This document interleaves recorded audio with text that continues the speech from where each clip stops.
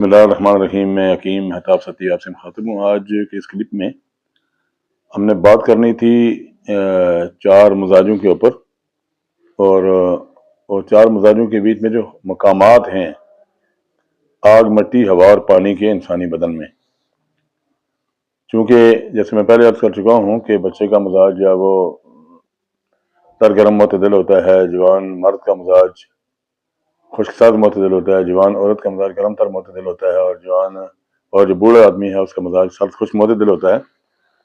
تو انسانی بدن میں یہ جو آگ، مٹی، ہوا اور پانی ہیں، یہ ان کا مقام کہاں پر ہے اور یہ کیسے آپریٹ کرتے ہیں؟ جیسے عام مٹی ہوتی ہے، اس طرح کی مٹی تو آپ نہیں دیکھتے، نہ عام طرح کا پانی دیکھتے ہیں، نہ عام طرح کی آگ دیکھتے ہیں، نہ ہوا دیکھتے ہیں۔ انسانی بدن میں اس کا مظہر جو مٹی کا ہے وہ کیلشیم ہے، اور کیلشیم کا مرکز تلی ہے، سپلین۔ جتنی ٹھنڈی چیزیں ہم استعمال کرتے ہیں وہ باقاعدہ ظاہر ہے ہم منہ سے استعمال کرتے ہیں چیزیں، اور منہ میں جب ہم چیزیں کھاتے ہیں تو وہ ہمارے معدے میں جاتی ہیں۔ ہضم معدی کے بعد وہ ہضم معوی یعنی آنتڑیوں کے ہضم میں چلی جاتی ہے، آنتڑیوں کے ہضم کے بعد وہ روح ماساریکا کے ذریعے جذب ہو کر جگر میں چلی جاتی ہے، اور جگر اس کی کلاسیفیکیشن کر کے تو جتنے بھی کیلسی اجزاء ہوتے ہیں یا ٹھنڈی چیزیں ہوتی ہیں ان کو تلی کی طرف بھیج دیتا ہے، اور تلی اس کا جنریٹر بھی ہے، اس کا ریگولیٹر بھی ہے کیلشیم کا۔ تو انسانی بدن میں جو کیلشیم ضرورت ہوتا ہے تلی اس کو جنریٹ کرتی ہے، اور بدن میں وہ کیلشیم مہیا کرتی ہے۔ اور اگر کیلشیم اوور ہو جائے یا فالتو ٹھنڈی چیزیں ہوں تو وہ کیلشیم پر انسانی بدن میں بڑھ جاتا ہے، اور اس کے ساتھ علامات پیدا ہوتی ہیں۔ اسی طریقے سے گرمی کا مرکز جو جگر ہے، اور کلاسیفیکیشن کے بعد جگر اس میں سے جو چیزیں ہیں وہ پتے کی طرف اس کا پانی جمع ہوتا ہے، بائل پگمنٹ حرارت والا، وہ آگ ہے، سلفر ہے۔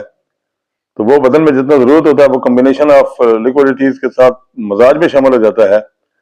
اور اگر اس کی ایکسس ہو جائے یا حد سے بڑھ جائے تو وہ گرمی انسانی بدن میں بڑھ جاتی ہے اور اس کی علامات پیدا ہوتی ہیں۔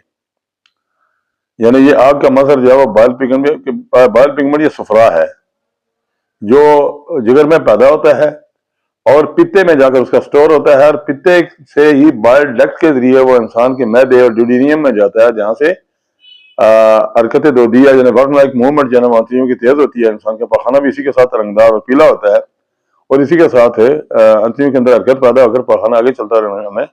رفع حاجت کی وہ ہوتی ہے، طلب ہوتی ہے، اور غذائیں بھی اسی کی وجہ سے ہضم ہوتی ہیں۔ رہ گیا معاملہ آگے خشکی کا، تو خشکی جو ہے وہ ایک ایسڈ ہے، اور ہوا کا وہ مظہر ہے، اور ایسڈ جو ہے اس کو دل اور عضلات کے بیچ میں وہ ہوتا ہے، اور وہی اس کو جنریٹ کرتے ہیں، وہی اس کو ریگولیٹ کرتے ہیں۔ جتنی بھی خشک چیزیں ہم کھاتے ہیں اس کے ساتھ عضلات کو تحریک ملتی ہے، اور اس کے ساتھ ہی دل متحرک ہوتا ہے، لیکن اگر خشکی زیادہ بڑھ جائے یا عضلاتی چیزیں زیادہ کھائی جائیں تو ایسڈ زیادہ بڑھ جاتا ہے، اور جب زیادہ ایسڈ بڑھتا ہے تو اس کی پھر تیزابی علامات انسانی بدن میں بیماریوں کی شکل میں یا علامات کی شکل میں ظاہر ہوتی ہے، جن کو لوگ بیماریاں بھی کہتے ہیں۔ اور اس کے بالضد جو ہے وہ تری ہے، اور تری جو ہے وہ الکلی ہے، اور الکلی کا مرکز دماغ اور اعصاب ہیں، اور وہاں پر الکلی جنریٹ بھی ہوتی ہے، اور اعصابی چیزوں کو استعمال کرنے سے جو تری پیدا ہوتی ہے وہ دماغ کی طرف جاتی ہے، دماغ اس کو استعمال کرتا ہے اور باڈی میں اس کو بھیجتا بھی ہے جہاں تری چاہیے ہوتی ہے، اور مناسب تری اگر موجود ہو اور جو مزاج کے مطابق ہوتی ہے تو وہ تری تو انسانی بدن کے لیے مفید ہے، اور اگر وہ تری بڑھ جائے تو پھر تری کی علامات پیدا ہوتی ہیں، اور وہ علامات جو ہے وہ نقصان پیدا کرتی ہیں، مختلف قسم کی بیماریاں جیسے ڈائبٹیز ہوگی یا اس طرح کی اور فلبیری والا اس طرح کی چیزیں جو ہے وہ پیدا ہوتی ہیں۔ ان چار قسم کی جو چیزیں ہوتی ہیں، آگ، مٹی، ہوا اور پانی، اور ان کے جو مظاہر ہیں کیلشیم ہے، ایسڈ ہے، اور سلفر ہے، اور الکلی ہے، ان کے جو علامات پھر پیدا، ان کے جو کمبینیشن کے ساتھ جو مزاج پیدا ہوتا ہے، مزاج بنتا ہے، اور انہی کے اضافے سے یا انہی کی کمی سے علامات پیدا ہوتی ہیں۔ اس کے اوپر انشاءاللہ مزید بات ہوگی کہ یہ علامات کیسے پیدا ہوتی ہیں اور علامات کی اصلاح جو ہے وہ کیسے کی جاتی ہے۔